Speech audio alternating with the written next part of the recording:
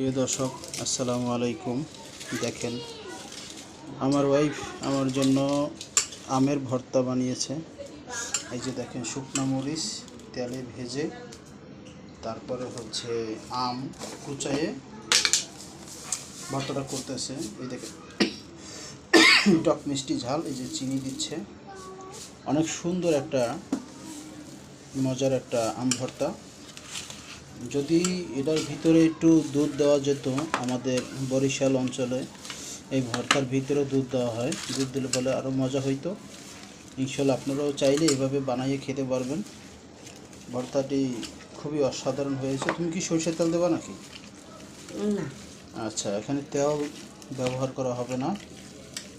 ভর্তাটি খুবই সুস্বাদু হবে। আপনারা চাইলে শর্টকাটে। কত মিহিন করে কাটা হ্যাঁ, দেখছো? অনেক সুন্দর। দেখেন, কত মিহিন করে। অনেক সুন্দর করে ভর্তাটা বানিয়েছে। আপনারা চাইলে ইনশাআল্লাহ এভাবে করে খেতে পারবেন। আল্লাহ হাফেজ।